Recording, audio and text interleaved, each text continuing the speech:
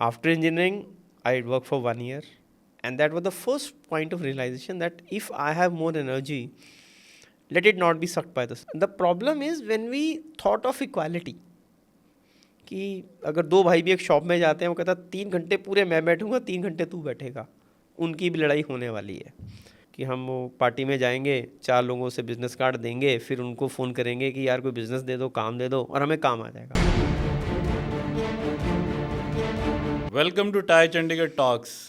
This is Puneet Verma, founder and CEO of Cyberine Software Solutions. Today we have our distinguished guest, Mr. Hirdesh Madan, who is co-founder of Hit Bullseye and Mindtree Group of Schools. He has been entrepreneur for more than 25 years. He has been TIE Chandigarh president as well. So we'll be talking about his journey as an entrepreneur and his contribution to TIE Chandigarh.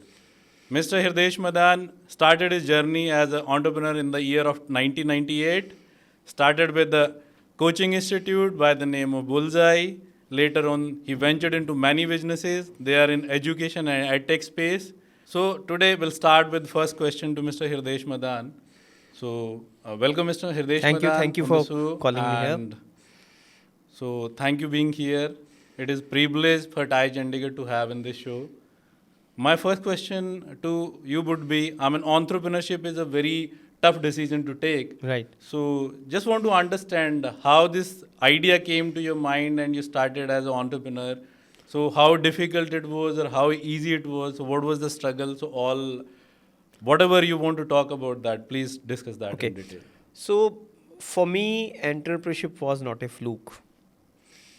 It was a very preconceived, well-decided path. And I'll go to the story that I have been a college topper kinds throughout my academic career. So I remember my first interview. I went for an interview, and the first interviewer didn't look at my mark sheets at all. I felt so dejected that what we were doing for 4 years, getting the college rank, topper, university ranking, and all that. So I joined my first job. The first thing I realized, the system of a job is not able to take out what I have in me. I used to work, I used to go to my boss, give me other work. My colleagues will say, तू मरेगा हमें भी मरवा देगा, इतना काम क्यों मांगने जाता है, बड़ी प्रॉब्लम है. After engineering, I worked for 1 year, and that was the first point of realization that if I have more energy, let it not be sucked by the system, not it be subsided by the system. So during my MBA, I was not studying for only marks. I was studying for knowledge. So I changed my perspective immediately after my 1 year of experience. And I remember at those are time when we never used to have access to multiple books and all that. I remember I finished almost all books of marketing what were there in my library, because I wanted to go for knowledge. I used to sit in finance classes which I never taken as a subject. So the idea was to learn as much as possible, and obviously you cannot sit at home. So when I finished my MBA, I came to Chandigarh, and so you must be occupying library space all the time, as you said. You were reading so many books. I just worked here for 1 year, and during that 1 year, I was searching that what I can do. And obviously, I was from a middle class family. My both parents were Himachal government servants, so never we could put a factory because that's not the kind of money we had, and the service sector just started at that point of time. And suddenly, I remember I was sitting in a hospital and I picked a magazine and there was an ad of MBA franchisee. And suddenly I thought, ये तो मैं कर रहा हूँ, मतलब मेरे पास वो student मेरे फ्रेंड्स आते थे, मुझे 2 घंटे में पेपर कैसे क्लियर करना है, 4 दिन में कैसे क्लियर करना है. So that I have been doing. हाँ, ये मैं कर सकता हूँ. पूंजी वाला टाइम था, MBD. हाँ, so I could relate to that कि नहीं है, मैं लोगों की हेल्प कर सकता हूँ अपनी एकेडमिक नॉलेज से. So I thought that this is something I can do, that is in my hand and I can do well. And straight away, left and right, after 11 months of working, we started, Bullseye. Now we have rebranded as Hit Bullseye. When you say B, so you were not a single founder. Yeah, day one. So you were not a single founder from the day one. Yes. So that's a very, So, when you are young and at the age of 24, 25, you don't think too much. So we are three partners, right? And we are partners since together, and now still we are partners. Now, interesting point was one of my partner earlier was from business family. He was very clear कि उसको तो business करना है. My other partner, his father was in government job and he was very clear कि मुझे government job ही करनी है. Very clear. okay. During that 1 year, so I was so constantly searching for the work. Now suddenly and he was in Chandigarh, so we used to meet. So the moment I got this idea, so I just shared with him as a friend. I said, this is what I'm planning to do. And suddenly he said, can I join you in business?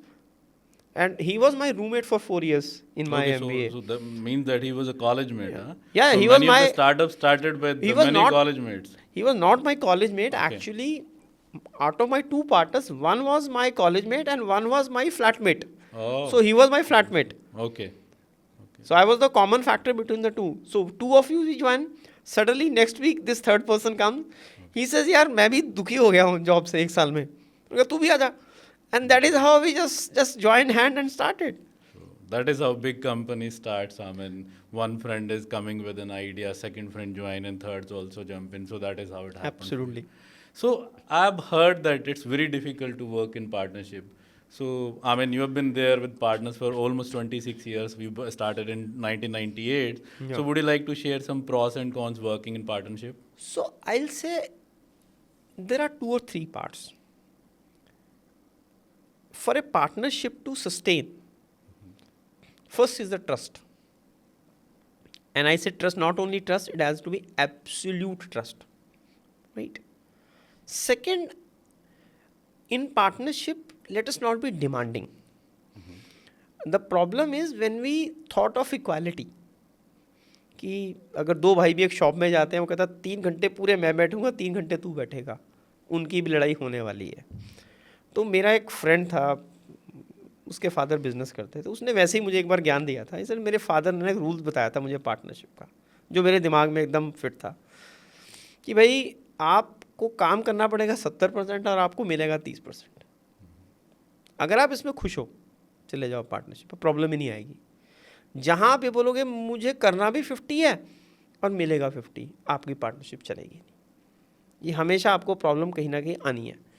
तो और सबसे बड़ी जो बात मुझे लगता है किसी पार्टनरशिप के चलने के लिए, एक तो एडजस्टमेंट, और वो जो मैंने ये पहला एग्जांपल दिया वो एडजस्टमेंट का है. और जो दूसरा एग्जांपल सबसे इम्पॉर्टेंट है कि हमारा वैल्यू सिस्टम और हमारा विजन मैच होना बड़ा ज़रूरी है. अगर आप 2 घोड़े भी लगा रहे हो, जितने अच्छे हों, अगर वो अलग डायरेक्शन में जाएंगे तो कभी भी आउटपुट नहीं आएंगी. तो टचवुड जब भी हमने बड़े डिसीजंस लिए, हम सब एक ही पेज पे थे. डिस्कस, डिबेट, कई बार 3 में से 2 लोग एक चीज़ के फेवर में होते हैं, वीटो होते हैं, तीसरा ये नहीं बोलता, छोड़ देते हैं, वी लेट गो. और I think over a period of time, कुछ सालों के बाद हमें ये रियलाइजेशन हुई कि हम ना छोटी छोटी चीज़ों पे भी फालतू में डिस्कशन करते हैं. मुझे याद है पहला स्कूल हमारा बन रहा था, तो बिल्डिंग का कलर कौन सा होगा, उस पर आधा घंटा डिबेट हुई. आज अगर कोई क्वेश्चन पूछता है बिल्डिंग का कलर, मैंने कहा मुझे क्या फ़र्क पड़ता है, नीला है पीला, बच्चे आने चाहिए. तो वो आपको छोटी चीज़ें ना, ये टेस्ट की, इंटरेस्ट की छोड़नी पड़ती है, उससे एक्चुअल में इम्पैक्ट.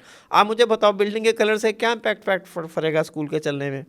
कोई फर्क नहीं पड़ेगा. क्वालिटी से फर्क पड़ेगा एक्चुअली. आपको अलग कलर पसंद है, मुझे अलग कलर पसंद है, इस पे डिस्कस डिबेट करके एज ए पार्टनर मिलने वाला कुछ नहीं है.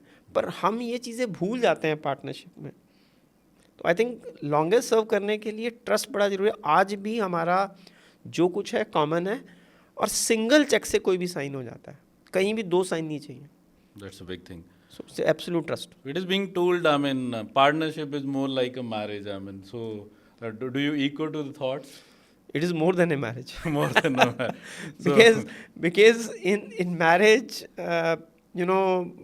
everything is disclosed. Sometimes, I'll tell you, देखो हम सबकी families हैं, ठीक है, फैमिलीज़ के अलग प्रेशर और चैलेंजेस होते हैं, और पार्टनरशिप में सस्टेन करने के लिए एक चीज़ हमने डिसीजन स्टार्टिंग से लिया था और जो आज तक कायम है, कि हम में से हमारा कोई भी फैमिली मेम्बर हमारे बिजनेस में डायरेक्टली या इनडायरेक्टली इन्वॉल्व नहीं होगा। क्योंकि होता क्या है कि जो हेल्म ऑफ अफेयर में होता है उसको चीज़ें ज़्यादा दिखती हैं, और जो दूर बैठा होता है ना, उसकी एडवाइस कई बार गलत हो सकती है, वो इंटेंशनली गलत नहीं होती, पर आपको दिख ही नहीं रहा। अब मैं ड्राइविंग सीट पे बैठा हूँ, मुझे सामने दिख रहा है, आप चौथे रो पे बैठ के मुझे बताओ ड्राइविंग कैसे करनी है, तो आपको जितना व्यू दिख रहा है उतने से ही आप मुझे ज्ञान देंगे, और वहीं गड़बड़ शुरू होती है। That's the problem. So maintaining a proper gap between a family and a business, that is something you want to tell that's the main ethos of going into partnership. Control the, filter the information. Yeah, filter the information. Yeah, right word is filter the information. Yes. That is what it works in family also, right? You don't share everything and anything with the family also. If you filter the information, you remain happy. So, okay. So, I mean, you told you have been 3 partners. Would you like to talk about the partner's name and what they're doing at the moment? What kind of roles you people have divided? Deepak Mongia is one partner. So Deepak takes care of, in fact, all the schools we have 2 campuses in Ambala, and he takes care of a lot of developmental work of our content and books.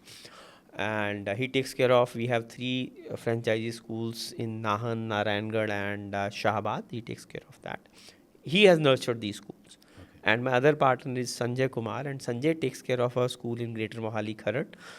And one school which we have co-branded with IIT Mandi. Oh. And plus he takes care of, we have a publication house. He takes care of all the distribution and this thing of the publication company. He takes care of 2 schools. And I take care of Hit Bullseye operations and any work related to branding and IT. I'm involved even in the schools, but very specific to, and wherever the major decisions are taken, everybody's involved, but only at a very, very macro level. If you ask me how many teachers are in, Kharat school or Ambala, I cannot even give a number of teachers we have. So that's the beauty of your partnership. I mean, the role you people have divided, I mean, you people are taking care of that, and there is no business doing, please understand, entering into the others. Please understand, all of us are human beings. जब हम decision लेंगे गलत भी होंगे. Yeah, true.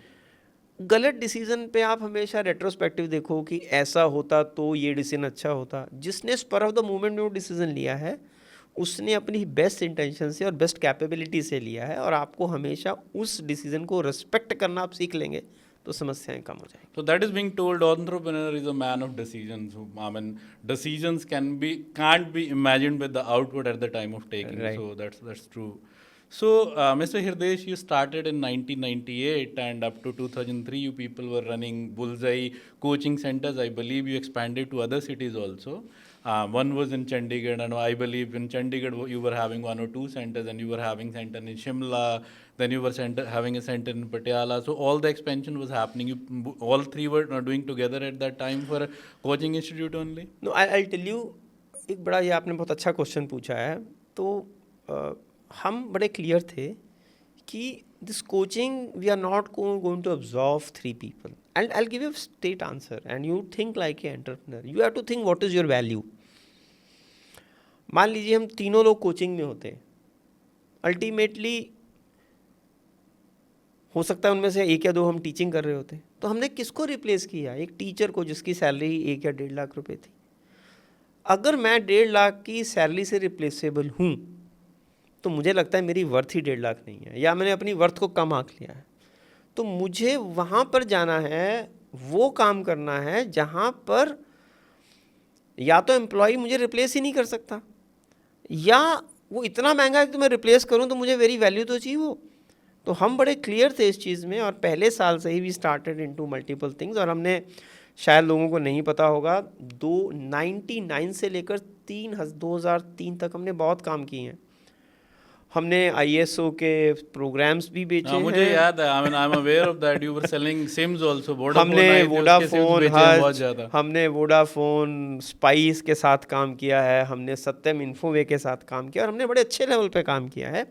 देखिए, जब आपके पास पैसा नहीं होता तो आप देखिए, बिजनेसेस 3 तरीके के होते हैं: low capital, mid capital, high capital. जो हमने बिजनेस शुरू किया था पहला, वो लो टू मिड कैपिटल था बट हाई ऑन एफर्ट था। ज़िंदगी में जैसे आप ग्रो होते हो, देखिए हम बोलते हैं ना पैसे को पैसा खींचता है, तो जितने भी बिजनेस कैपिटल इंटेंसिव होते हैं उनकी लॉन्गिविटी ज़्यादा होती है और उनमें पैसा भी लगता है और नर्चरिंग भी ज़्यादा है। ये ना ऐसे ही कंपेयर करूँगा, एक बड़ा सिंपल सा एग्जांपल है कि एक पेड़ लगाने और एक फसल लगाने में क्या फ़र्क है। आप गेहूँ कर लगाते हैं, 4 महीने में काट लेते हैं, ग्राउंड ज़मीन पे आ जाता है। आप सेब का पेड़ लगाते हैं, हो सकता है 4 साल दे फल लेने में, लेकिन उसके बाद शायद 30 साल आप उससे फल लेते रहें। और कई बार 100 साल भी। हाँ, तो पॉइंट क्या है कि वहाँ पर आपका जेस्टेशन पीरियड ज़्यादा है, कॉस्ट ज़्यादा है, लेकिन रिटर्न्स एन्युटी की तरह आते हैं। तो जब आप यंग होते हो, और हम में से बहुत सारे लोग जो यंग हैं, तो कैपेक्स बिजनेस आप कर ही नहीं सकते जिसके पास कैपिटल नहीं है। तो आपको हमेशा अपनी बैंड्स चेंज करनी है कि लो कैपिटल, तो हमारे पहले सारे कम लो कैपिटल थे, जहाँ पर सिर्फ 4 सेल्समैन हायर किए और आप कॉन्सेप्ट सेलिंग कर रहे हो, चाहे वो इंटरनेट कनेक्शन बेच रहे हैं। मैंने अमेरिकन एक्सप्रेस के कार्ड भी हमने बेचे हुए हैं, हमने एमएक्स के कार्ड बेचे हैं, हमने सिम बेचे हैं, हमने इंटरनेट कनेक्शंस बेचे हैं, लेकिन हम उन बिज़नेस को उसको क्विट कर गए जहाँ उनमें जूस ख़त्म हुआ, या हमें लगा कि नहीं अब हम लाइफ के उस पेडेस्टल पे हैं कि हमें इस काम को छोड़ के, काम अच्छा बुरा कोई नहीं होता, आप राइट किस पेडेस्टल पे हैं लाइफ में और आप क्या अचीव कर सकते हैं। आपके पास कैपिटल, दो ही चीज़ें हैं ना, कैपिटल और आपकी एनर्जी और आपके स्किल्स। तो मैं इसको ऐसे कंपेयर करता हूँ कि स्टॉक मार्केट में लगता है कि ये शेयर उठने वाला है, आप उस मार्केट में घुस जाते हो, शेयर खरीद लेते हो, जब उसका जूस खत्म होने वाला होता है आप अपना स्टॉक खाली करके बाहर निकल जाते हो। Absolutely. So that is the way of earning. I mean, that is how people become rich. बिल्कुल। So the way you told, lot of diversification, right? So diversification that in a business line was same, I believe, when you started this thing, schools in 2003. I believe first school came in 2003. 2005। तो देखो मैं ऐसे कहूँगा कि जो ये journey है 25 साल की, ये इतनी स्मूथ नहीं रही जितना हमें लगता है। तो मैं इस जर्नी को अपने 5 फेजेस में डिवाइड करता हूँ, और हर फेज़ में एक लर्निंग अलग थी, चैलेंजेस अलग थे और सिचुएशंस अलग थी। तो पहला जो फेज़ था मैं गिनूंगा जब हमने 98 से शुरू किया, 98 से 2003। तो पहला चैलेंज तो ये था कि मुझे तो याद है कि अब मैं खुद हंसता हूँ अपने आप पे कि हमने बगैर ज़्यादा सोचे हुए हम जंप कर गए बिजनेस में। मेरे को एक चीज़ याद है, आमन, कभी आपके मुंह से आई हैव हर्ड दैट कि शुरू में पीएन के पैसे भी बचाते थे आप लोग। हमने तो पीएन ही रखा था पहले 8 महीने। So I have 8 महीने हमने पीएन ही रखा था। Good. कोई पेरेंट आता था, हम उठते थे उसको पानी पिला देते थे, इसमें शर्म कैसी है। That is good. That is how you nurture your things. Yeah.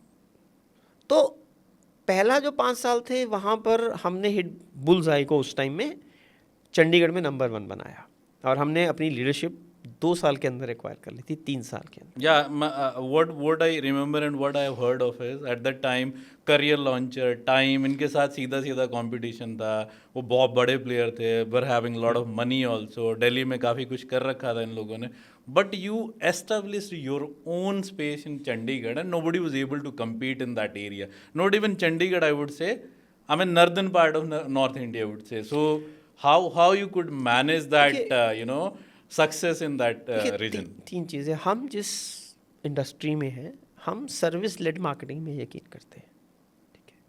देखिए इनफैक्ट आपने जो बोला, इंडिया में हम अकेले प्लेयर हैं जहाँ पर जिस टेरिटरी में कभी भी नेशनल लीडर, मार्केट लीडर बन ही नहीं सका। इसके अलावा पूरे इंडिया में एक भी शहर ऐसा नहीं है बड़ा, छोटे के तो कोई बड़े कंपटीशन ही नहीं है, जहाँ पर, कैट की बात कर रहा हूँ मैं स्पेसिफिकली, जहाँ पर नेशनल लीडर, मार्केट लीडर ना बना हो। एक नहीं बना, दूसरा बना, सब रीजनल प्लेयर गए। तो मैं इस इंडस्ट्री को ना न्यूज़पेपर से कंपेयर करता हूँ। ट्रिब्यून आज भी लीडरशिप पोजीशन पे है, टाइम्स ऑफ इंडिया भी आया, मैं नहीं कह रहा बहुत अच्छा कर रहे हैं, लेकिन ट्रिब्यून है। तो ऐसे ही अगर आप इंडस्ट्री में अच्छा काम कर रहे हैं, ऑनेस्टली काम कर रहे हैं, और ब्रांड मुझे लगता है, और एजुकेशन में तो बिल्कुल नहीं चलती, एक स्टेज के बाद ब्रांड की कोई वैल्यू नहीं है। कस्टमर की स्टिकीनेस आपकी परफॉर्मेंस पे है, अगर आपके वैल्यू सिस्टम अच्छा है, एथिक्स अच्छे हैं, और आप हाल देख ही रहे हैं बाईजू का वैसे अभी। नहीं, मैं किसी के बारे में कमेंट नहीं करना चाहूँगा, लेकिन मैं ये बोलूँगा कि वो जो इंडस्ट्री थी वो मैं उसको सेकंड फेज़ में बात करूँगा। तो पहले जो हमारे 5 साल थे, हमारा विजन था मार्केट लीडर बनने का, हम मार्केट लीडर बन गए। 2 में ही हम बन गए थे। 2 तो पहला पीरियड बड़ा अच्छा था, पहला स्ट्रगल का पीरियड था। हमने बाकी बिजनेस में लगाया, उस टाइम हमने MX बेचा, फ़ोन भी बेचे, हम हार्डवेयर में हमने काम किया है बहुत, हमने हार्डवेयर बहुत बेचा है। हम उस टाइम जेन्युइन इंटेल डीलर होते थे, जो लोग इस चीज़ से रिलेट कर पाएंगे। हमने PCs बेचे हैं असेंबल करके, हमने फिलिप्स के मॉनिटर के डिस्ट्रीब्यूटर बने, हमने बहुत कुछ किया है। वो सब काम हमने 2003-4 के बाद छोड़ दिए। सेकेंड फेज़ आया 2003 से 8, ये हमारा वो फेज़ था जहाँ पर हम एक अच्छा पैसा कमा रहे थे, लेकिन एक दिल में तकलीफ़ थी कि कोचिंग में इतना अच्छा कर रहे हो, लेकिन कोचिंग को ना हमेशा स्टेप मदली ट्रीटमेंट दिया जाता है। तो फिर हमें कहा नहीं यार, ट्यूशन बेसिकली, ट्यूशन का ट्यूशन पढ़ाते हैं। don't want to take that name, but I mean people try to relate coaching to tuition actually. हाँ ठीक है। तो फिर हमने कहा नहीं है, हम अगर हम कोचिंग में इतना क्वालिटी ऑफ एजुकेशन दे पा रहे हैं तो हम क्यों ना फॉर्मल एजुकेशन में जाएं। और 2005 में हमने पहला, तो 3 से 8 की जर्नी के 2 पार्ट थे। एक तो स्कूल में हमने एंट्री की 2005 में, और 3 से 8 में मार्केट वॉज ग्रोइंग। मैं आपको छोटा सा एग्जांपल दूंगा, 2 फिगर। 98 में 1800 बच्चा चंडीगढ़ में कैट का पेपर देता था, और 2008 में वो बच्चा 16,000 हो गया। सो हमने उस मार्केट ग्रोथ के साथ ग्रोथ ली। उस 18,000 में what was your market share at that ये पॉइंट ऑफ टाइम? ये 16,000 जो बच्चा मैं बोल रहा हूँ, ये पूरे रीजन का था, क्योंकि रीजन में हमारे पास 6,000 बच्चा होता था। Oh, that's more than around 35%. ये 30 नहीं है, क्योंकि इसमें से सारा बच्चा कोचिंग नहीं लेता, तो टेक्निकली हमारा जो शेयर था वो 50% से ऊपर था। Fantastic. So that's a number हमसे, one basically. और वो जो पीरियड था उसमें लर्निंग, जो पहला पीरियड था स्ट्रगल था, उसमें लर्निंग क्या थी, फ्रूगल कैसे रहना है। उसमें स्ट्रगल थी कि पैसे बचाने कैसे हैं। उसमें स्ट्रगल थी कि अपने आप को मोटिवेटेड कैसे रखना है। जो 2003 से 8 का पीरियड था, उसमें देखिए जब पैसा आता है तो सबसे पहले आदमी का दिमाग ख़राब होता है। तो अपने आप को हम संभाल के कैसे रखें, स्प्लर्ज ना करें, फालतू चीज़ों में पैसे वेस्ट ना करें। हम आज भी अपने एम्प्लॉयज़ की तरह ही काम करते हैं, सैलरी लेके जाते हैं, प्रॉफिट तो कभी बटा ही नहीं ना। हम बांटना चाहते हैं, सब कुछ उस एक सिस्टम के अंदर ही रह जाता है। हो रहा है अब इकट्ठा होके। हाँ, वो एक हमारा एक डिसीजन था, और कि हम ऐसे ही काम करेंगे। तो 2003 से 8 के बीच में हमने स्कूल शुरू किया, और एक चीज़ जो मैंने सीखी, जो बहुत सारे एंटरप्रेन्योर के साथ चैलेंज आता है, वो स्केलिंग अप से रिलेटेड। और हम बहुत सारे लोग क्वेश्चन पूछते हैं, scale up scale up scale up. Scale up का माइंडसेट डिफरेंट होता है। देखिए 2003 में 3 टीचर थे, मैं अकेला मैनेज करता था, कोई प्रॉब्लम नहीं थी, सुबह शाम। 2000 जब 5,000 बच्चे हो गए, और उस टाइम ऑटोमेशन इतनी ज़बरदस्त नहीं थी, लेकिन सारा बच्चा ऑफलाइन था उस टाइम। ऑफलाइन आप ये देखिए कि, लेकिन हम टेक्नोलॉजी में एज ए ऑर्गेनाइजेशन बहुत ज़्यादा सेवी रहे हैं। और आज तक अगर आप बात करें तो हम बहुत technology driven forward looking organisation रहे हैं। मैंने पहला सॉफ्टवेयर अपना पर्सनलाइज कस्टमाइज हमने बनवा लिया था 99 और 2000 में। लोग उस टाइम सॉफ्टवेयर तो पर्सनल बनाते ही नहीं थे, लोग कंप्यूटर्स भी कम यूज़ करते थे। हम PPT से 99 में पढ़ाते थे। 99 में हम PPT से पढ़ाते थे। मुझे याद है वो 23 इंच के 24 इंच के मॉनिटर होते थे, वो 25-30 किलो के तो मॉनिटर होते थे। तो हम उन बड़े बड़े मॉनिटर्स को क्लास में रख के पढ़ाते थे। टेक्नोलॉजी में हम हमेशा आगे रहे हैं। 2000 आई थिंक अराउंड 4 और 5 मैंने अपने ऑफिस में बायोमेट्रिक अटेंडेंस मशीन लगा दी थी। उस टाइम में बिकती नहीं थी मार्केट में, चाइना की इंपोर्टर को 1-2 कंपनियां थी, और हम डॉस प्रॉम्प्ट पे वो STK कॉल करके उसको किसी तरीके से तुक्के ताके से चलाते थे। तो वो ये बोला जाता है किसी बिजनेस में अच्छा करने के लिए कुछ तो USP होना चाहिए और कुछ तो लोगों से एज होना चाहिए। That edge is technology, I believe. Technology adoption which you did in your company. If you ask me, one of the edges, so definitely one always has been the technology. Second is, I'll tell you, we try to be as fair to all our stakeholders. So हमारे देखो business में stake holder कौन थे? सबसे पहला हमारे students, उसके बाद हमारे वेंडर्स, उसके बाद हमारी जो टीम है। हम इन तीनों के लिए हमेशा फेयर रहे। अगर मैं किसी के पैसे नहीं दे सकता तो मैं उसको घुमाऊंगा नहीं। मैं बोलूँगा भाई मैं 3 महीने पैसे नहीं दे सकता, 3 महीने बाद दे दूंगा। People love appreciate honesty. Rather than आप उसको बोलो नहीं तेरा चेक गलत था, तेरा बिल गलत था, इसमें ये ठीक था, दोबारा उसको घुमा दूँ। मैं 3 महीने घुमा भी सकता हूँ, पर मैं ऑनेस्टी से बात करूँ। यस। तो 3 से 8 में हमने स्केल को अचीव किया। हमने बहुत सारी वो चीज़ें की जो सिस्टम ड्रिवन थी, सब कुछ मैनुअल था, पर हर चीज़ का प्रोसेस था, हर चीज़ को हमने, और प्रोसेस को हम जब 500 पे जो हमने प्रोसेस सिस्टम लगाया वो 1000 पे फेल हो गया, जो 1000 पे लगाया वो 3000 पे फेल हो गया. So that is being said now, where are you today? It will not take you to the next level until you don't change your processes and you don't change your approach. Absolutely हमने पूरे processes change किए, and I have been man of systems and processes. Because होता क्या है कि ये हम organisation में भूल जाते हैं कि हमें अच्छे लोग मिलेंगे. होता क्या, अच्छा अलग पर्सन जो सीट पे बैठा है तब तक कोई प्रॉब्लम नहीं आएगी, और जैसे एक एवरेज बंदा आ गया आपका वो सीट ही हिल जाती है. और प्रॉब्लम क्या थी कि वो मैन ड्रिवन थी, वो सिस्टम ड्रिवन नहीं था. सिस्टम ड्रिवन का मतलब है कि सिस्टम आपको डिविएशन करने ना दे, इंटेलिजेंस सिस्टम के ऊपर का पीस होना चाहिए. और जब तक हम ये सीखेंगे नहीं तब तक हम ग्रो नहीं कर सकते. आज अगर मैं कहीं बाहर जाता हूँ तो मुझे ऑपरेशन, मेरा काम आज भी कैटलिस्ट का है, मुझे ऑपरेशंस का कभी कॉल नहीं आता. आप कई बार लोग ना नाराज़ हो जाते हैं, उनको लगता है मैं मजाक कर रहा हूँ. कई बार मुझे फ़ोन आता है कि वो कोचिंग करनी है, तो मैं बोलता हूँ ठीक है आप सेंटर पे कॉल कर लो, जो भी डिस्काउंट होगा, you are a dear friend, मैं करवा दूंगा. तो कहते फ़ीस कितनी है? मैंने कहा ये तो मुझे पता नहीं. तो सामने वाला लगता है मैं मजाक कर रहा हूँ. कहता आप ये सुन के उस मूवी की याद आती है, ओ माय गॉड की. उसमें परेश रावल को जो क्वेश्चन जज के सामने वो बोला कमाल है कि बिजली जाएगी तो मैं मुकेश अंबानी को थोड़े ना फ़ोन करूँगा. So that is how it शिल वर्क, यू नो. मैं अपने दिमाग को क्यों क्लटर करूँ कि सेंटर में कितनी फ़ीस चल रही है, वो इसका डिस्काउंट स्ट्रक्चर क्या है. मैं उनसे पहले क्वेश्चन पूछता हूँ, अच्छा अभी फ़ीस कितनी है, डिस्काउंट स्ट्रक्चर क्या है, और कितना मैं डिस्काउंट, मैं उनसे पूछता हूँ. मैं अपने दिमाग को क्यों बोझ दूँ. और लोगों को लगता है मैं मजाक कर रहा हूँ, पर जब that तक is how you people also feel that they're valued, you know, whatever they're telling on the table, that is being valued by the owner of the company, is not changing things on his own. So that is how system works in a perfect way. मुझे तो बस ये ensure करना है कि वो systems follow कर रहे हैं और एथिकल वे में कर रहे हैं. Yeah. बाकी तो people are going to take call. True. So later on, you worked a lot on technology. In 2011 or 12, you started working on YouTube, premium YouTube, and then Vimeo also, premium Vimeo. You were recording a lot of videos. Today also, if somebody goes to your website, they'll be able to get n number of videos in different categories. So how that video creation, people are talking today, video banao, तो ये 12 साल पहले की story है. So how that came into your mind? And तो क्या होता है ना कि दो चीज़ें होती हैं. तो 2008 तक की जो जर्नी है, मैंने बताया कि पहले 5 साल स्ट्रगल, अगले 5 साल स्केल, और अगले 5 साल डाउनफॉल. इंडस्ट्री बस्ट हुई. कैट के बच्चे 3,26,000 से 1,76,000 पे आ गए. ठीक है. और ये सिस्टमेटिकली 2009 में कैट ऑनलाइन हुआ. तो पहला तो चैलेंज ये आया कि कैट को ऑनलाइन कंडक्ट कराना.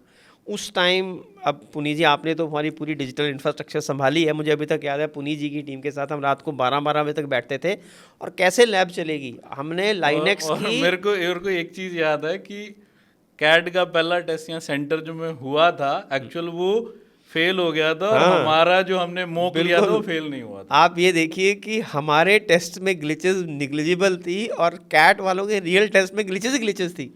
क्योंकि हमने 80 पीसी की लैब उस टाइम लाइनेक्स में लगाई थी. 80 मेरे को याद है 44 सेक्टर में कंप्लीट शोरूम लिया था. पहले हमने 8 में शुरू किया था, 8 में पहली लैब थी, उसके बाद 44 में गया. तो 80 पीसी की लैब लाइनेक्स में तो डालते नहीं था हाथ. अब देखिए 2009 में हमने लाइनेक्स की लैब बनाई थी, तो हम कुछ अलग करते थे. तो 2009 में मल्टीपल थिंग्स हैपन. हमें कैपेक्स करना पड़ गया because of CAT turn online in systems and hardware, और मार्केट ख़राब होनी शुरू. 2009 में एक और चीज़ भी हुई है, शायद आपने टाई चंडीगढ़ भी ज्वाइन किया था 2009 में. तो वो मुझे लगता है लाइफ का one of the very good decision I will से. तो 2009 से जो 14 की जर्नी है, 15 की, वो हम धीरे धीरे नीचे आ रहे. तो अभी तक तो आपने क्या ना ऊपर की चढ़ाई देखी थी. तो हम, वो कहते हैं ना, पहाड़ पे चढ़ते हुए डर नहीं लगता, उतरते हुए डर लगता है. तो दिखता है ना आपको ज़मीन, आप कितना ऊपर आ गए. पर मेरे को लगता है कि बहुत ऊपर जाने के लिए ज़रूरी होता है. एक आधी बार आपको नीचे जाओ तो you understand the downfall also, you get a time to evaluate yourself, where did you go wrong and all that. आपका टेस्टिंग टाइम तब होता है कि जब आप डाउन को हैंडल कर सकते हो. देखो स्ट्रगल के पीरियड का माइंडसेट अलग होता है। आप मारुति 800 से आप पहुंच गए होंडा सिटी में, अब होंडा सिटी से दोबारा मारुति 800 आने में बहुत तकलीफ होती है, क्योंकि वो जर्नी प्लेजर की तरफ होती है, ये पेन को रोकने की होती है। दोनों में बहुत फ़र्क है, उनके फिलोसफिकल डिफरेंस है। मुझे याद है हमने कभी भी पीएन की सैलरी नहीं काटी, हमने हमेशा बड़ा सिस्टमेटिक वे में जब कॉस्ट कटिंग भी की तो उसका इम्पैक्ट फैक्टर मिनिमाइज करके की, टीम को साथ लेके की। टीम का moral is very much required. You if you will be fair with them कि यार ये प्रॉब्लम आ रही है, दे कम अलोंग। मुझे याद है 2010 में मैंने टीम की मीटिंग बुलाई, मैंने कहा कि हमें सैलरी कट लेने पड़ेंगे और सीनियर लेवल पे सिर्फ। मुझे याद है 2 लोग छोड़ के गए, मैंने उनको बोला देखो आपके पास 2 चॉइसेस हैं, या तो हम सैलरी कट लें या आपको लगता है कि आपको कोई और जॉब मिल रही है प्लीज़ गो हेड, लेकिन मैं ये सस्टेन नहीं कर सकता। And that is the reason I believe people who are still here, they are at the BP position in company. Maximum लोगों ने सपोर्ट किया, उन्होंने कहा ठीक है हम आपके अच्छे बुरे में भी आपके साथ खड़े हैं, लेकिन टीम को साथ।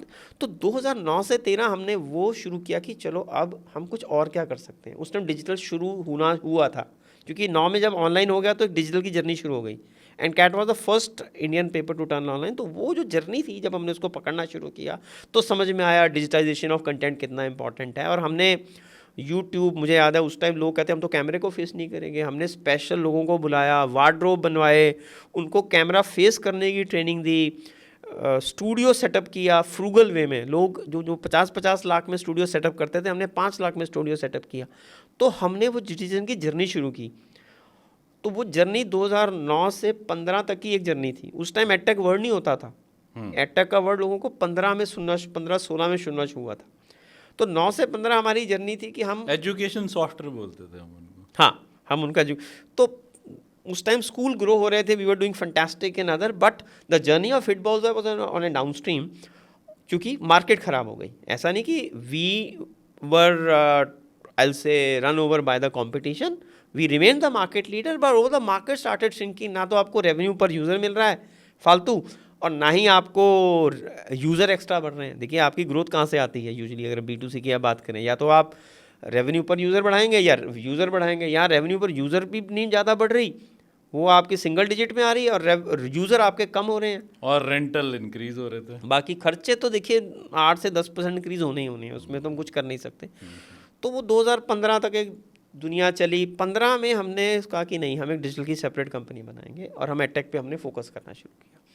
हमने काफ़ी इन्वेस्टमेंट की, और मैं आपको ये बड़ा प्राउडली बोल सकता हूँ कि 2017 में एक, अब तो अलेक्सा ने अपनी रैंकिंग्स देनी बंद कर दी हैं, तो Alexa was a Amazon company, we used to rank websites. तो हम अलेक्सा इंडिया एजुकेशन में 2017 में इंडिया की नंबर 1 कंपनी थे।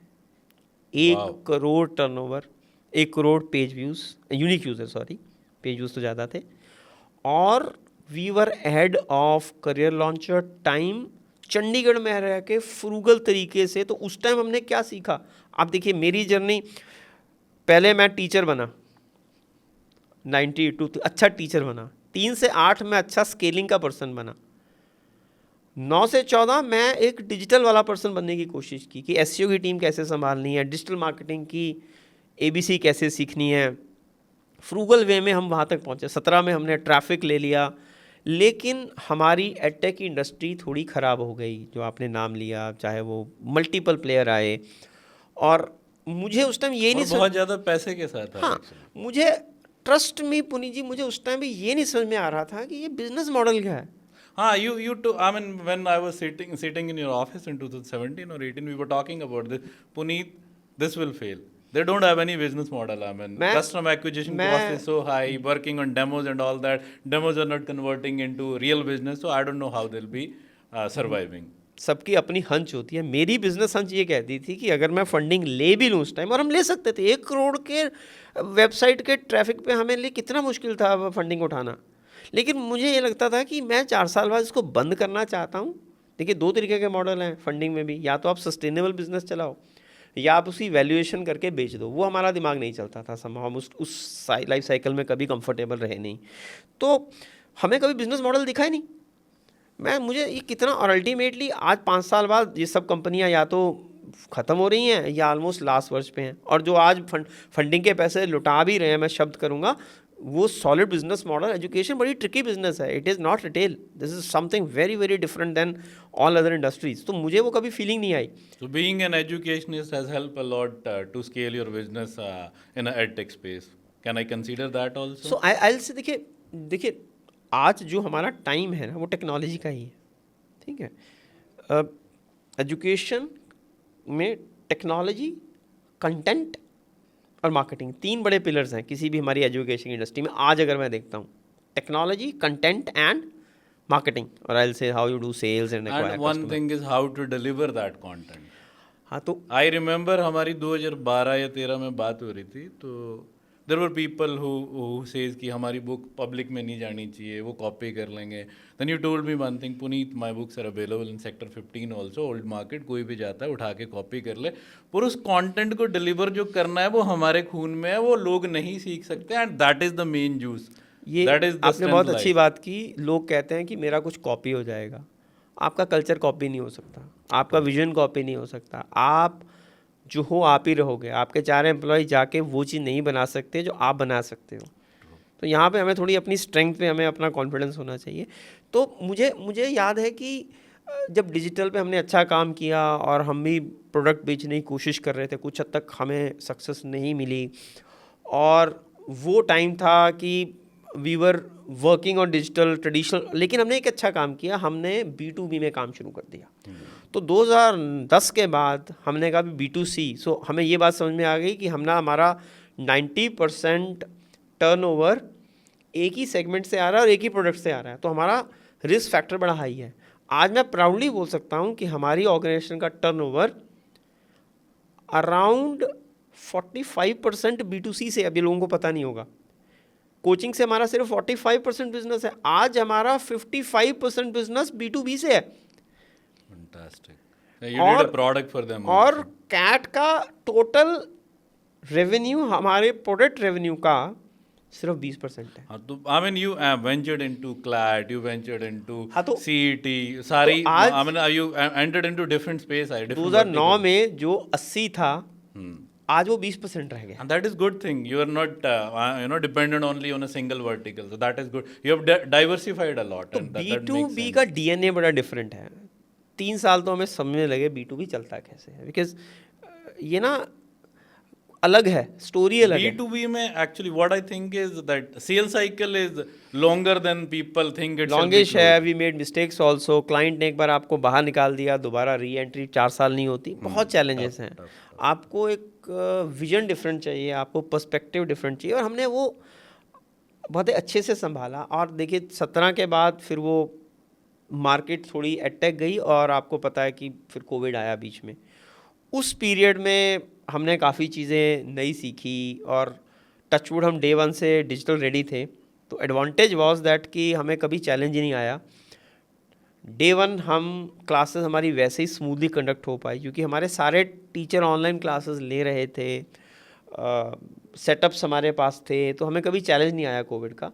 तो जो चौथा पीरियड था वो कोविड की लर्निंग्स थी और ऑनलाइन की ग्रोथ थी। So that it means COVID outcome for Hit Bullseye has been good. Yeah, as I'll a say company. yes, we learn lot of things, you know. So एक चीज़ तो हमने सीखी कि वर्क फ्रॉम होम कैसे होता है, वो काफ़ी लोगों ने सीखी, लेकिन हमें थोड़ा मुश्किल तरीके से सीखना पड़ा, क्योंकि टीचर्स के साथ तो आसान था, बट अदर फंक्शंस के साथ इट वाज डिफ़िकल्ट। तो और लास्ट के जो 4 साल हैं हमारा विजन ही डिफरेंट है। आज हम अपने आप के फ्यूचर में, अगर आप मेरे से पूछें what hit bullseye stands for, hit bullseye stands for digital transformation in the field of education. देखिए जो अगले 10 साल की जर्नी है, मुझे ये लगता है कि ये अभी हम फाइनेंस और बैंकिंग में we are at a very good position in digital transformation in India, and we are head of the world lot of countries. लेकिन हेल्थ और education is a one field where हमें लगता है अभी भी ठीक है। हमने डिजिटल इंटरवेंशंस शुरू हो गई थी जब एजुकॉम ने पहला स्मार्ट क्लासरूम बेचा था, CRMs आए हैं, लेकिन और आप भी पुनीत जी, आपके भी अपने डिजिटल स्कूल्स प्रोडक्ट्स हैं। मुझे लगता है कि रियल डिजिटल ट्रांसफॉर्मेशन तब आएगी जब हमारे end to end digital touch points होंगे और अभी हम उससे दूर हैं, और मुझे लगता है कि अगले 10 साल में कॉलेजेस में अडॉप्शन डिजिटल फास्ट होगा। स्कूल में अच्छी बात ये हुई कि स्कूल में आई बिलीव कि school in terms of technology are ahead of colleges. That's what I think. I mean the adoption the way they are having, it's better than in school में क्या हुआ कंपैरिजन टू ना, colleges. School में देखो जब Covid हुआ ना तो डिजिटल अडॉप्शन तो सबकी मजबूरी मजबूरी हो बन गई, गई। हाँ. लेकिन वहाँ पर जो वो अडॉप्शन हुई उससे अच्छी बात ये हुई कि सबकी आंखें खुल गई कि डिजिटली हो सकता है। नहीं, अब स्कूल वालों का तो ये है ना, अगर आपकी दिसंबर की छुट्टियां हो रखी हैं, मान लो फॉग ज़्यादा बढ़ रही है, सिस्टम है, तो चंडीगढ़ में तो स्कूल 15-20 दिन के लिए एक्सटेंड हो जाते हैं. The moment they are not getting chance कि बच्चों को स्कूल भेजना है, तो वो ऑनलाइन कर देते वो हैं. अभी एटलीस्ट हाँ, एजुकेशन चल रही है, दैट बिल्कुल इज नॉट वो स्टॉपिंग. वो एजुकेशन चल गई, लेकिन अभी भी बहुत कुछ बाकी है। मतलब मैं बोलूँगा कि जो ऑपरेशंस का पीस है स्कूल और कॉलेज एजुकेशन में, वो भी अभी डिजिटाइज नहीं हुआ अच्छे से। उसमें इंटरवेंशंस हैं, माइनर इंटरवेंशंस हैं। तो हम एक आज की डेट में हम अपने आप को एक सास बेस्ड कंपनी देखते हैं जो फिजिकल में डिजिटल ट्रांसफॉर्मेशन, और हमारे सारे फ्यूचर प्रोडक्ट्स और सारा effort today if you ask me what I am a technology company. Not, I'll not use the word edtech because that has been slight bad name. So we are in a we are uh, in a education space where we are trying to help colleges and schools to embrace technology and bring out their teaching as well as operational efficiency and impacting all the stakeholders, which is the system, the school, the teachers and the students, and that's what we are trying to do right now. So good to know that. Now I would like to touch about your journey with TiE Chandigarh. You joined TiE Chandigarh in 2009, and today we are in 2024, so 15 long years. You have been chair, you have been co-chair, you have been in the board for longest 5-year tenure, I believe. You have been there as a joint secretary and treasurer. You have been vice president and president. So who asked you to join TiE, or how TiE So it happened was in very your life? random. One of my student, later though it's if he's a friend, so Dinkar was there. So Dinkar is very senior position in Swiggy now. So Dinkar said कि sir एक ना TiE organization है and we have kept a tea, and I just went for a tea. So I found people good and I immediately joined within 10 days. And I think joining TiE was a life-changing experience. So the moment you joined TiE, I believe the strength of TiE chapter was 40. We were a very, so I'll say TiE existed for years, लेकिन TiE एक बड़ा small group था और leadership change नहीं होती थी, वही रहती थी, और चीज़ें स्लो थी, कम इवेंट होते थे. It was a more of a small cohort kind of a thing. Inclusive नहीं था, बड़ा नहीं था, और ना ही पैसे थे, मैं तो ऐसे ही बोलूँगा. तो TiE में बड़ा मज़ा आया. एज ए मैंने पहले मेंबर ज्वाइन किया, तो मेरा पहला टर्निंग पॉइंट आया जब अजय तिवारी जी प्रेसिडेंट थे. 2014, I believe. हाँ, तो अजय तिवारी जी ने मुझे बुलाया बिकॉज आई एम एजुकेशन में था. तो हमारा PTU के साथ, IKG PTU जब है, तो उनके साथ एक कोलैबोरेशन था. And he said Hridesh, you are from education, I want you to handle this entire vertical. I said sir कोई प्रॉब्लम नहीं, I will handle. And I have been lucky that I have worked with almost 5 or 6 presidents. देखो लोग कोई कई बार क्या होता है ना, जब लोग TiE में ज्वाइन करते हैं, और ख़ासकर जो AM में मैसेज देना चाहूँगा, हमें लगता है ये वो कोई बिज़नेस मॉडल है कि हम वो पार्टी में जाएंगे, 4 लोगों से बिज़नेस कार्ड देंगे, फिर उनको फ़ोन करेंगे कि यार कोई बिज़नेस दे दो, काम दे दो, और हमें काम आ जाएगा. वो एक सोच अच्छी है. मुझे लगता है कि TiE में आप ये सीखो. देखिए, आप जब एंटरप्रेन्योर हो तो सबसे बड़ा चैलेंज क्या है? आपको चैलेंज करने वाला आपके ऑफिस में कोई नहीं है. 90% केस में आपको ना कोई नहीं कहेगा ऑफिस में, यस सर करके लोग दरवाजे से निकल जाएंगे.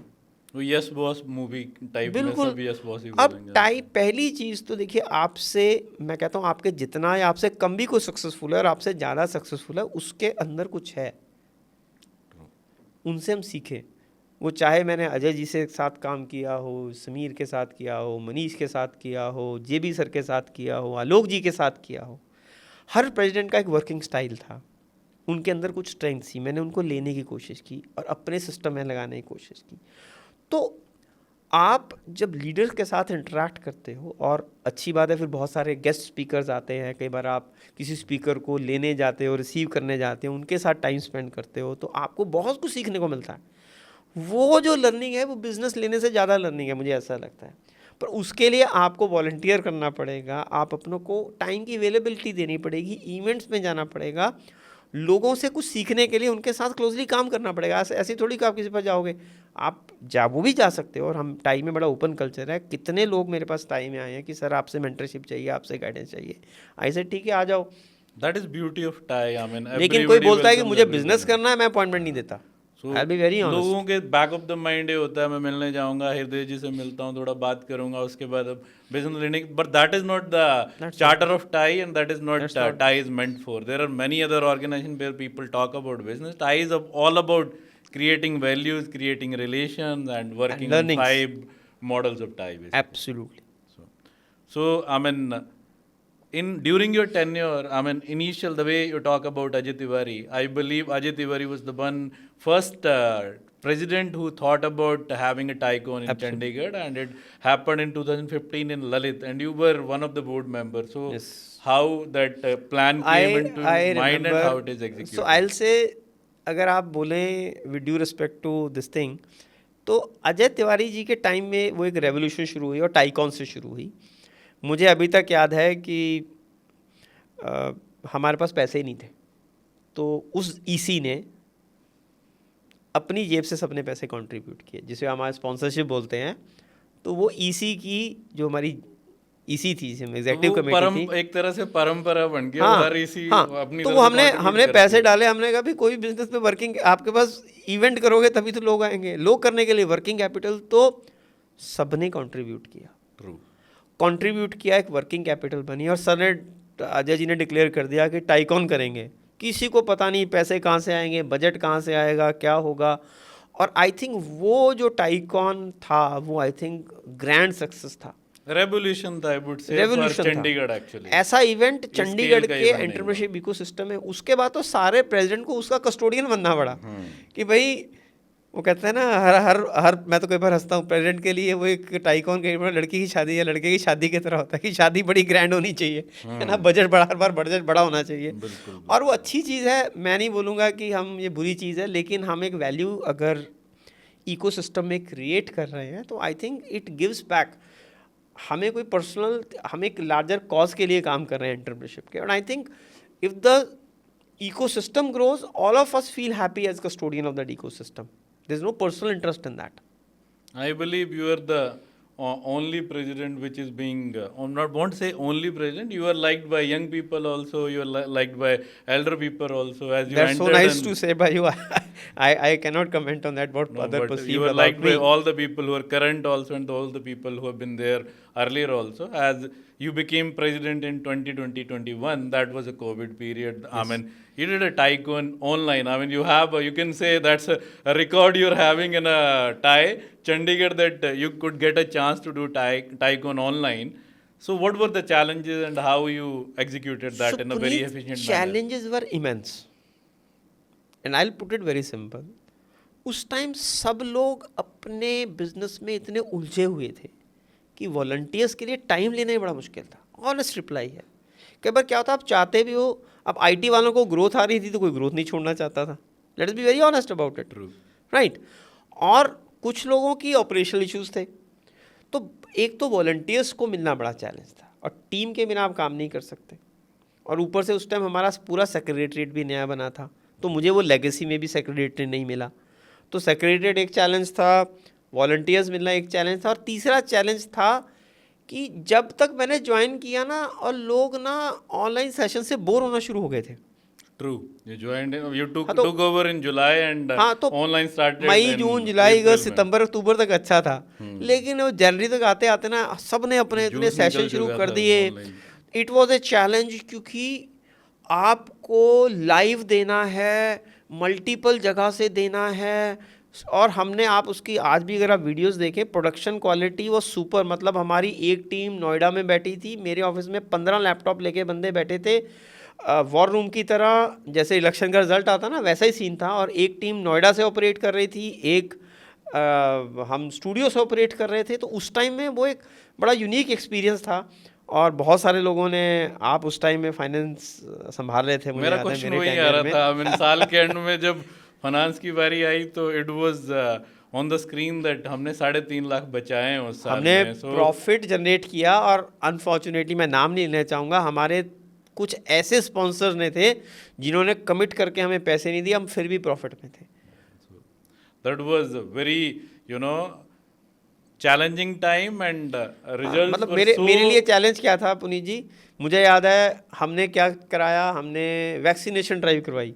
आज तक कभी हम सोशल कॉज की तरफ गए नहीं थे हम टाइम में. हमने 2 जगह कराई थी, हाँ, STPI 2 बार में और करवाई. मियां के मुझे ऑफिस पता में है, कराई थी, मतलब मोहाली इंडस्ट्री एसोसिएशन के एसडीएम डीसी पता नहीं किन किन से मिलके वहाँ पे वैक्सीनेशन कम हो गई. मतलब it was a different piece, but I think that was the call of the hour and we did but it. तो बोला जाता है ना, अगर अंत अच्छा हो तो सब कुछ अच्छा लगता है. तो result was very soothing. Last में जाते जाते you could do one, I mean, I believe offline event also Yes, that was last done in event was Hyatt. So offline. that Yeah, was last event, one event was one offline. event could be Yes. done offline, and Yes, that was we did. people appreciated your tenure in a very good way and generating profit. I believe that was not no one was it was challenge because expecting that actually. लोग ना membership के पैसे देने को तैयार नहीं थे. उस मुझे टाइम याद बहुत है, चैलेंज मैनी था. पीपल टोल्ड कि कई लोगों ने सीएम अपनी चार्टर मेंबरशिप रिन्यू नहीं कराई. बहुत मुश्किल वो पीरियड लोग था. 1-2 साल के बाद वापस आए, उस टाइम पे नहीं हमें renew उस कराए थे. लेगेसी को होल्ड करना था, इवेंट्स भी कंडक्ट करने थे. टफ टाइम था, but I think with everybody support we as a team we could with the secretariat and the EC we pulled it off. So, do you think, I mean, Puneet being a treasurer, that generating revenue was one thing, or I mean, what? Just, I mean, just joking. No, There is no. fantastic. I think you did a great job. We really worked together, and I think took it to the next level. This is your gesture, you know. That is the reason you are liked by each and everyone. You appreciate everybody's effort. So altogether, TiE Chandigarh is a, you know, everybody's cause. It's not a single body's cause. Today you are a president. Tomorrow someone else will be president. So legacy has to continue. Absolutely. So I mean, out of this, I have one question. I mean, I'm seeing a lot of tenure, you know. I mean, you started with Ajay Tiwari as a board member. Now young generation has took over as a TiE board members, and EC is different. So what do you think? What are the differences from the earlier people and the people who are today, and what kind of I mean growth you can see in today's TiE Chandigarh? So I'll tell you, देखो अभी क्या है ना पुनीत जी, हर 5 साल में जो लोग आ रहे हैं ना, वो जनरेशन आजकल ना पहले 20 साल में चेंज होती है, मुझे लगता है 5 साल में चेंज हो जाती है. जिस जनरेशन को अजय तिवारी जी हैंडल कर रहे थे, उस जनरेशन को आज की टीम हैंडल कर रही है. उनके आज हम पॉडकास्ट की बात कर रहे हैं, आज हम कुछ और चीज़ों की बात करते हैं. लेकिन 2 चीज़ें हैं कि वो जो पहले प्रेसिडेंट्स थे उनके लिए तो पहले ये चैलेंज था कि स्ट्रगल टाइकॉन को परपेचुअली चलाए कैसे. आज हम बात कर रहे हैं कि हम इसको सस्टेन कैसे करें.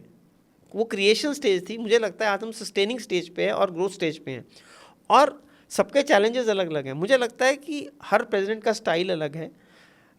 वैसे कार वही है, ड्राइवर चेंज होता रहता है, ठीक है ना, और हर ड्राइवर की अपने तरीके से चलाने की आदत है. तो अच्छा बुरा is a matter of perception. मुझे लगता है कि हमारे सारे प्रेसिडेंट पास्ट में भी बड़े अच्छे हैं और आज भी हमारे पास टीम बड़ी अच्छी है. जब तक टाई की लीडरशिप टीम टाई के को आगे रखते हुए इंटेंट के साथ काम करती रहेगी, टाई हम हमेशा प्रॉस्पर करते रहेंगे.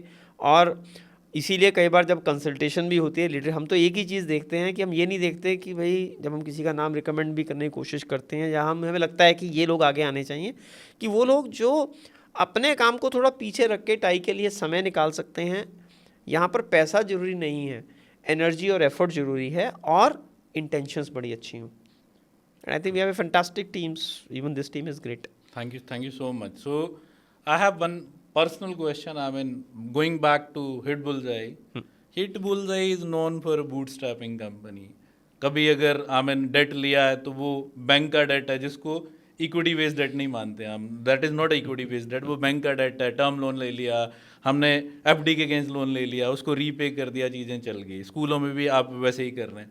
सो इतने 25-26 साल में कभी दिमाग में आया नहीं कि इतनी फंडिंग हो रही है, हमें फंडिंग लेनी चाहिए? देखिए 2 चीज़ें हैं. 98 से 2008 तक, 2005 में हमने पहला लोन लिया था, जब हमने वो भी स्कूल के लिए था. हिट बुलसाई में हमने कभी लोन नहीं लिया था. Oh, that's a debt free company. ठीक है, डेट फ्री Fantastic. और एक्सेप्ट वन लिमिट, अभी हमने 2 कंपनियों को मर्ज किया. आज भी हमारी जो कंपनी है ये 100% डेट फ्री है.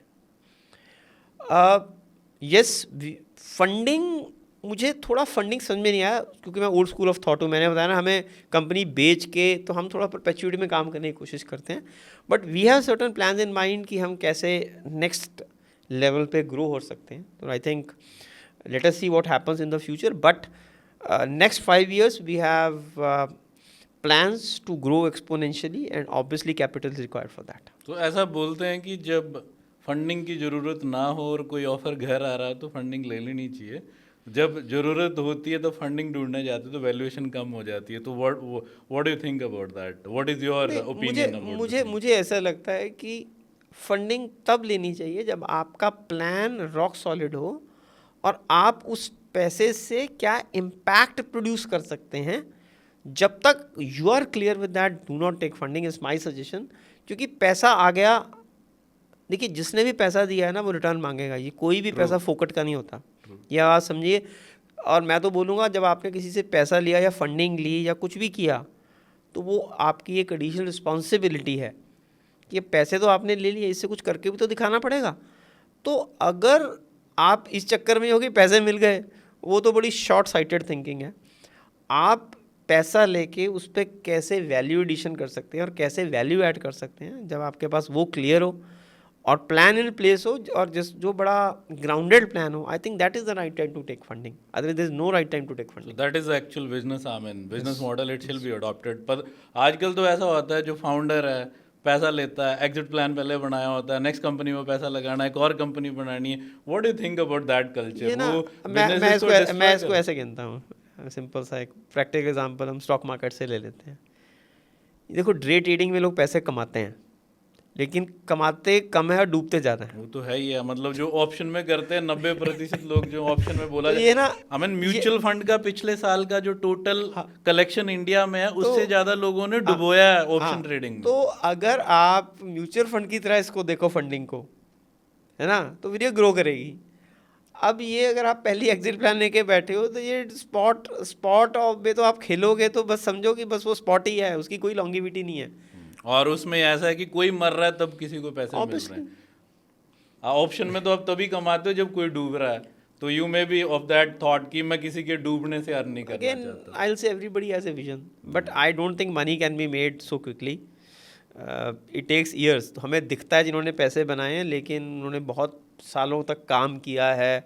आज हमने डिजिटल में काम करना शुरू किया था 2009 में, 8-7 में शुरू किया था रैदर। आज हमें डिजिटल में काम करते हुए इतने साल हो गए हैं। आज मुझे लगता है कि हम जनरेटिव एआई पे क्या कर सकते हैं। We are looking forward for beautiful use cases and we have found certain use cases, we are working on them.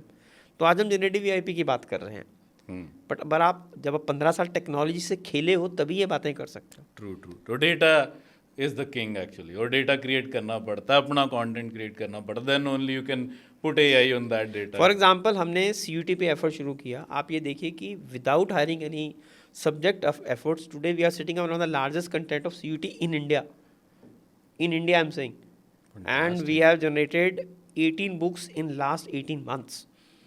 Oh, that's good news. You know, it means I'm not very much involved in Bullseye these days. Content I we don't have been such working. information, so that's We have slowly learned the for me art of also. content. Frugal way of art of generating content. So, Mr. Madan, last question to you that I would like to ask. Any guru mantra you want to give to the budding entrepreneurs, what they shall be doing good to scale their self or establishing a good business? So 2-3 things. Keep your intentions right. Okay. Because energy of universe will never support you if your intentions are wrong. So keep your intentions right. Be fair to your all stakeholders. That's the first part. So intention, fair to stakeholders. That is all about interrelated. ethics. Yeah. Right. Second part is a lot of hard work goes. Yeah. Right. A lot of hard work is required, and it requires patience. Rome was not built in a day. Entrepreneur is one person who has to be thick-skinned and who has to be a loner with lot of personal strength. किस दिन आएगा कि इतना pressure है, ये हो रहा है, क्यों कर रहा हूँ मैं, क्या कर रहा हूँ, किस लिए कर रहा हूँ, but you need to have that internal strength.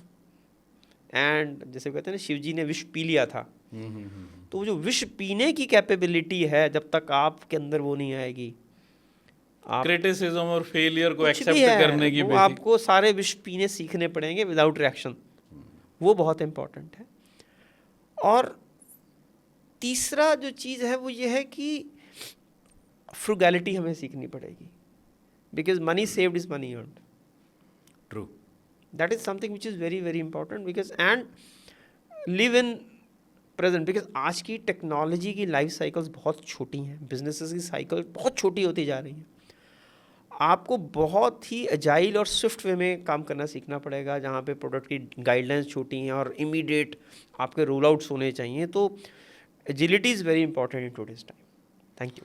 Thank you so much, Mr. Hirdesh, for sharing your thought of wisdom with us. And Tai Chandigarh is very thankful to you for your time.